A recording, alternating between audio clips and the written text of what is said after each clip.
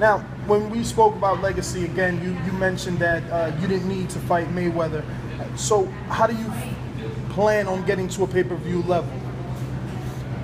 To be honest with you, I'm on a pay-per-view level right now. It's just my opponent wasn't. So, you know what I'm saying? Like, I think if I fight any top fighter out there, it's going to be on pay-per-view. But, you know, a lot of fighters just fight on pay-per-view just to fight on pay-per-view. Are they doing the numbers? We don't know. So, you know, only the people we know that does the numbers is Mayweather and Pacquiao. Those are the guys who do the biggest numbers. So, you know, I believe I'm a pay-per-view fighter. I'm one of the most excited fighters in boxing right now. So, you know, I just got to keep winning, and everything will come in time. Now, they've kind of labeled you the machine killer after the Matisse win. Yeah. People, I mean, headlines in the media is that you basically retired him because he hasn't fought yet. Do you find it strange that he hasn't signed for a fight yet, or is it okay because, I mean, you're about to just fight in about a week, but so it's not a big difference? To be honest with you, I don't know why he didn't fight. I heard he had like a broken a retina bone on his eye, so I don't know how that can affect training, you know, sparring and healing. So if that was the case, then that probably tells you why he hasn't fought, because he probably had a broken thing right here, the orbital bone. So I know that takes time to heal. So I don't know. I'm pretty sure he'll be back, man. He's only 30 years old. Now, your father feels like people may think that they can do what you did to Matisse. You being in the ring with him, do you feel that he was just all hype, or he's just as good as they advertise? It's just going to take a world-class fighter to beat him? Nah, I think he's as good as he was, man. I ain't gonna lie, like he's hard, man. He's a strong fighter. He does a lot of sneaky counters too, so that's how he knocks a lot of people out. He got a lot of sneaky counters over the top and underneath, good body shots. He was who he was. He just got beat by a great fighter that night. That's all that was. Has this team ever tried to exercise a rematch, even though there probably wasn't any rematch clause there? No, after the Matisse fight, it was just like, it was not from Golden Boy Matisse. I mean, a rematch. It was not from my manager. It was not from his manager. It was just, I beat him, and then that was it. It was I never heard no rematch. His name never even got brought up. And usually, like, the first person to say something will be Richard. But like, you know, he'll be like, you know, it'll be smoke in the air, but it was no smoke in the air about nothing for the rematch, so we just had to move on. And at the end of the day, I was the champion. And I just defended my title, and then I just kept moving. Now, keeping on the same topic of building legacy, you had your first big moment with Amir Khan. Then the media pushed Matisse, saying he was the one to knock you off, and you beat him. And these are fights that, you know, all big-name fighters basically acquire in their resume. But at 140, do you feel like you can still make those type of fights again, or do you feel that the move is imminent? Right now, see, those guys, they were coming off either big wins or controversial fights. So it was like their name was buzzing a lot in the weight class.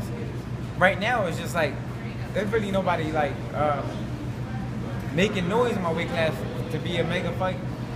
But like, there's always somebody coming up. There's always somebody coming up, and there's always young hungry fighters like I was. So there's always gonna be somebody either at 140, or when I'm working 147. That's where everybody's at. And eventually, everybody from 140 is going to 147 anyway. So it's still young in my career. So everybody's gonna meet again one day.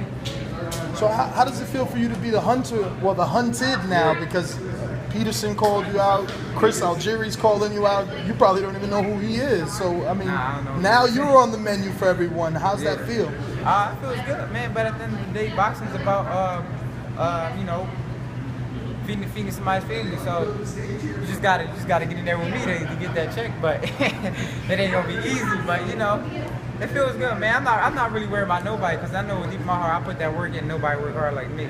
So when you step in the ring, it's gonna be a whole different story. But moving along now, Marcos Maidana landed the lottery ticket of Mayweather. What's your thoughts on that fight?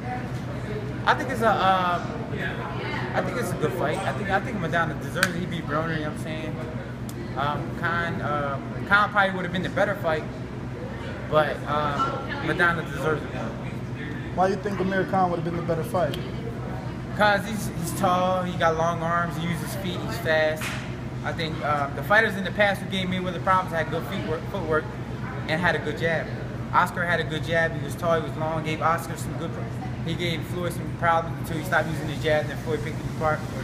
And then Miguel Cotto was just bouncing on his toes a little bit, using his jab and busting Floyd's grill up, gave him some work. So fighters who gave Floyd problems were the fighters who had a good jab and some good feet. So I think Khan has good feet. He's long, he's tall, and rangy. And see me, like when I fought Khan, I'm the fighter who's gonna come at you, and I was gonna try to knock him out. I don't think Floyd is gonna do that. So I think that's what makes it an interesting fight. But Maidana, he's a tough fight. I know he's gonna get everything he got, but I just think Floyd's gonna pick him apart. Now, why do you think he chose Marcos Maidana when on his own poll on Mayweather.com he had Amir Khan ahead by a couple of thousand votes, and it seemed like everyone on social media wanted Amir Khan to fight Mayweather? Why do you think he just did a switch? I think Khan fight would have did more numbers because you got the big fan base in the UK.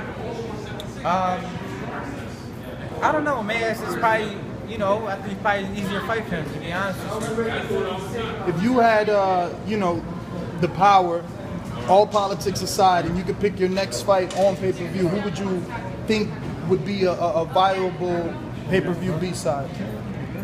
I don't know, man. It's a lot of great fights out there. I think if I fight any top fighter, it's going to be pay-per-view, to be honest, no matter who it is. If he's a top fighter, I think anybody I fight, my next fight, will be a pay-per-view fight.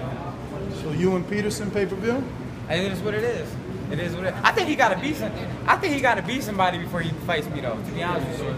He beat that dude, but it's kind of like a fight that I'm doing now, you understand? Like, and plus, look, because Peterson and Matisse would have fought for the IBF, that would have been mine, right? That would have had all the belts.